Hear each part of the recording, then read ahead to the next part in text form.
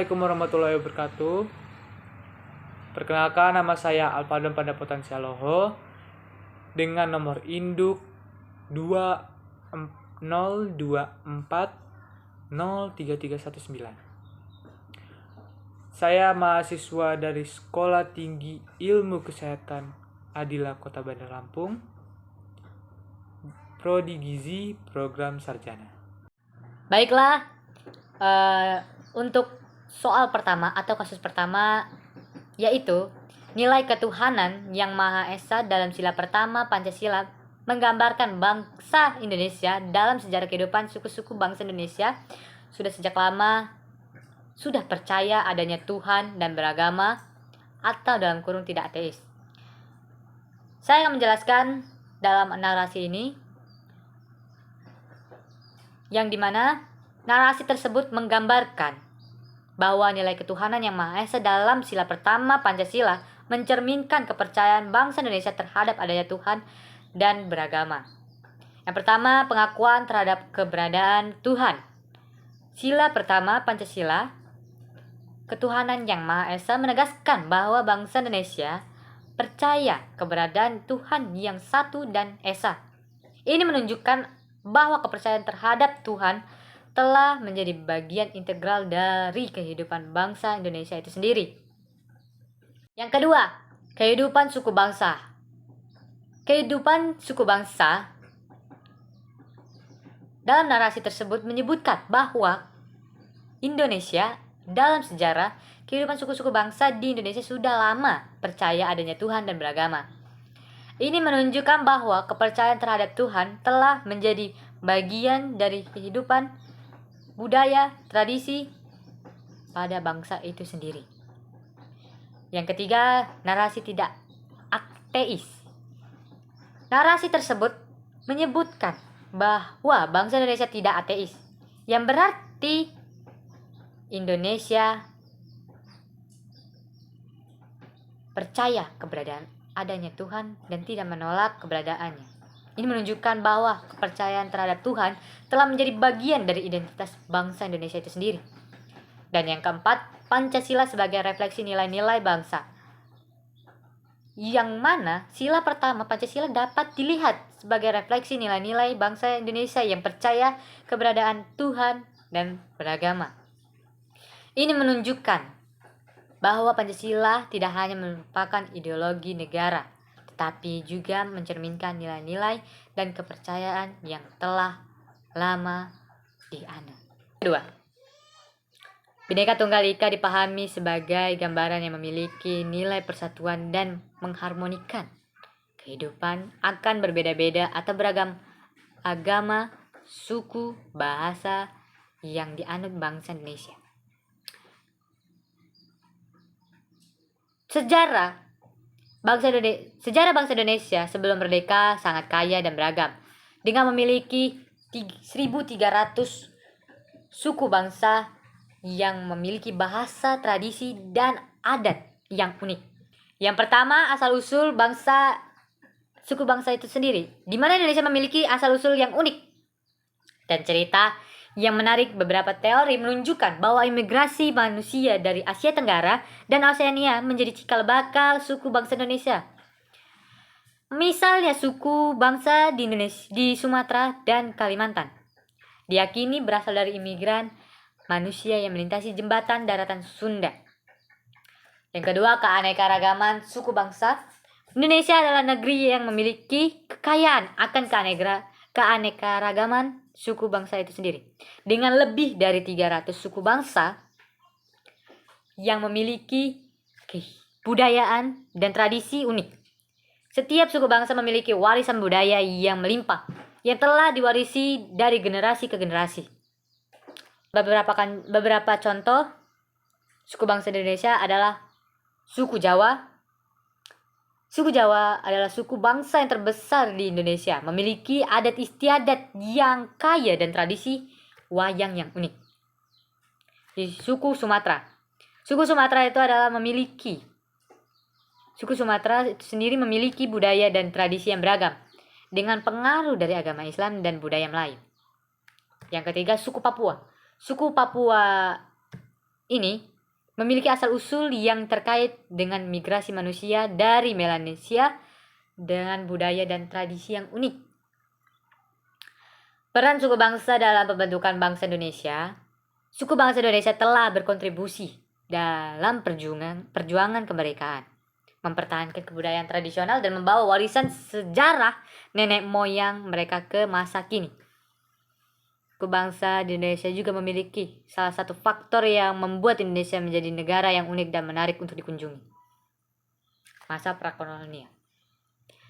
Masa prakolonial sebelum kedatangan bangsa Eropa, kerajaan-kerajaan di Nusantara seperti Kutai, Sriwijaya, Majapahit, dan Mataram telah berkembang dan berperan dalam memajukan peradaban budaya dan agama di Nusantara. Agama, bahasa, dan budaya menjadi faktor-faktor yang mempengaruhi terbentuknya identitas nasional pada masa prakolonial. Dalam Bhinneka Tunggal Ika, keanekaragaman suku bangsa di Indonesia bukanlah hambatan, melainkan kekayaan yang harus diapresiasi dan dijaga. Semboyan Bhinneka Tunggal Ika itu sendiri menjadi landasan sebagai bagi persatuan dan memiliki kesatuan bangsa Indonesia, meskipun memiliki perbedaan dalam agama, suku, bahasa, dan adat istiadat.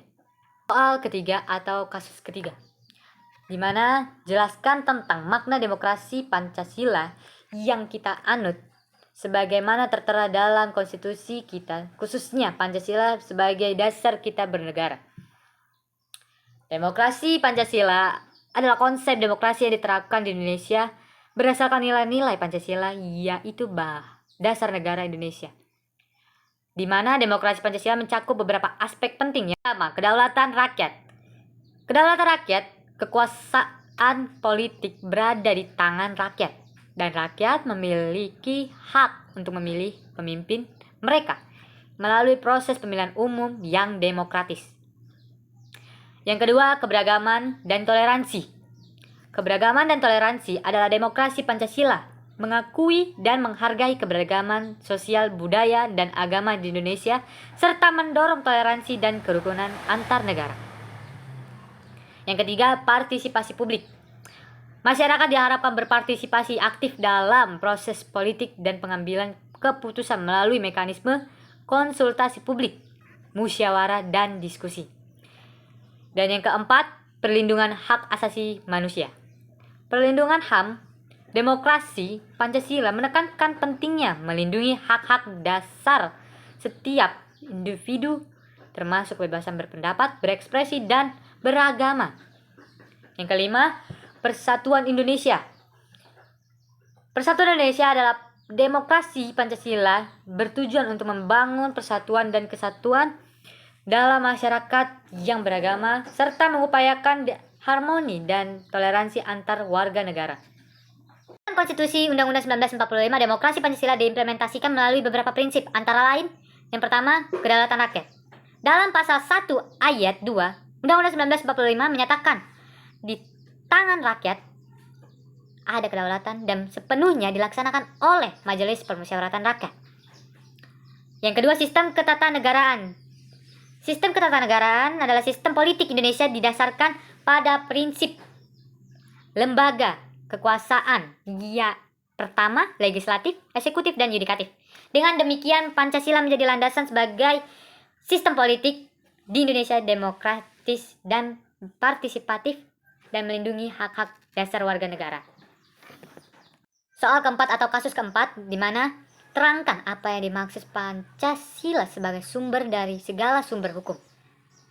Pancasila sebagai sumber dari segala sumber hukum berarti bahwa Pancasila merupakan dasar dan landasan bagi semua peraturan perundang-undangan di Indonesia. Dengan kata lain, Pancasila adalah sumber tertinggi yang menjadi acuan bagi pembentukan hukum di Indonesia.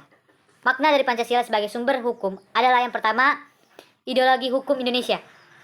Ideologi hukum Indonesia adalah Pancasila menjadi landasan sebagai hukum sistem Indonesia dan menentukan arah bentuknya hukum. Yang ketiga, kumpulan nilai. Pancasila merupakan kumpulan nilai yang harus ada di balik seluruhan hukum di Indonesia. Sehingga setiap peraturan perundang-undangan harus mengandung nilai-nilai Pancasila. Dan yang ketiga, asas fundamental. Pancasila menentukan asas fundamental bagi pembentukan hukum, sehingga setiap peraturan perundang-undangan harus sesuai dengan nilai-nilai Pancasila. Kedudukan Pancasila dalam sistem hukum nasional adalah sebagai sumber hukum tertinggi yang menjadi landasan bagi pembentukan peraturan undang-undang lainnya.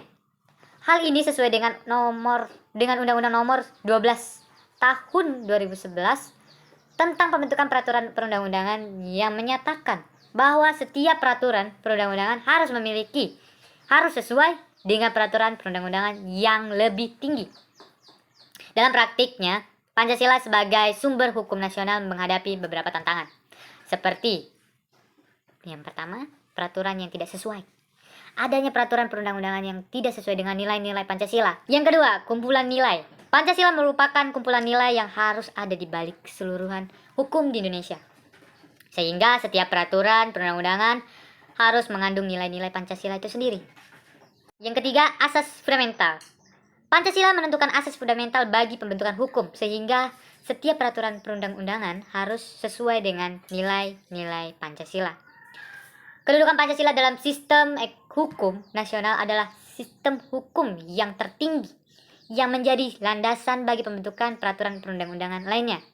Hal ini sesuai dengan Undang-Undang Nomor 12 Tahun 2011 tentang pembentukan peraturan undang-undang dan menyatakan bahwa setiap peraturan perundang-undangan harus sesuai dengan peraturan undang-undangan yang lebih tinggi.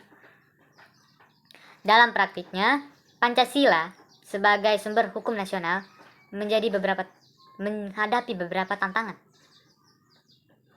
Seperti yang pertama itu peraturan yang tidak sesuai, adanya peraturan perundang-undangan yang tidak sesuai dengan nilai-nilai Pancasila, adanya praktik penegakan hukum yang tidak berkeadilan dan tidak sesuai dengan nilai-nilai Pancasila. Kurangnya pemahaman masyarakat tentang Pancasila dan nilai-nilainya. Untuk mengantisipasi tentang tersebut, diperlukan upaya untuk meningkatkan pemahaman dan penghayatan masyarakat tentang Pancasila, serta melakukan harmonisasi dan evaluasi terhadap peraturan perundang-undangan yang sudah ada. Kasus terakhir atau soal terakhir, di mana di media sosial, YouTube, TikTok, dan lain yang terkini menjadi sorotan masyarakat Indonesia, khususnya terkait nasab, terkait suku asli pribumi dan suku pendatang. Sebut saja keturunan Arab Yaman yang mengeklaim paling berjasa dalam kemerdekaan bangsa Indonesia. Di mana polemik tentang nasab dan peran Habib di masyarakat Indonesia memang sedang hangat, terutama terkait klaimnya keturunan Nabi Muhammad SAW dan kontribusi mereka dalam kemerdekaan bangsa. Berikut beberapa poin penting yang perlu dipertimbangkan. Yang pertama, keturunan Nabi atau istilah Habib digunakan untuk menyebut keturunan Nabi Muhammad, terutama dari jalur Husain dan Hasan. Namun perlu diingat bahwa nasab tidaklah cukup untuk menentukan kemuliaan seseorang tanpa diiringi dengan amal soleha dan saleh dan perilaku baik. Kontribusi dalam kemerdekaan, di mana keturunan Arab Yaman khususnya Habib berjasa kemerdekaan Indonesia perlu dibuktikan dengan fakta sejarah yang akurat. Banyak tokoh berbagai latar belakang yang berperan penting dalam perjuangan kemerdekaan Indonesia. Pandangan ulama NU atau Nahdlatul Ulama seperti Gus Mus, Kiai Haji Said Akil Siraj, dan Gus Yahya menekankan pentingnya menjaga kehormatan sebagai keturunan Nabi dengan perilaku yang baik dan kontribusi nyata pada masyarakat. Mereka juga mengingatkan agar tidak ada pemujaan berlebihan terhadap individu-individu Habib. Dalam hal ini, menilai klaim keturunan Nabi perlu diingatkan bahwa pembuktian nasab adalah nasab wajib dibuktikan dengan bukti yang akurat dan tidak bisa hanya berdasarkan klaim semata. Amal saleh atau yang lebih penting pada nasab adalah amal saleh dan perilaku baik seseorang. Dalam menanggapi video yang diklaimnya sebagai ulama dari keturunan Balawi, Balawi, Yaman yang mengaku sebagai keturunan Nabi perlu dilakukan analisis kritis terhadap isi dan konteks video tersebut. Pentingnya untuk mempertimbangkan berbagai sumber dan sudut pandang sebelum membuat kesimpulan. Sekian, terima kasih. Mohon maaf apabila salah kata dan menyinggung hati para penonton. Saya mohon maaf, saya mohon ampun. Saya tidak bermaksud, ini tugas untuk kita. Terima kasih. Selamat beraktivitas. Assalamualaikum.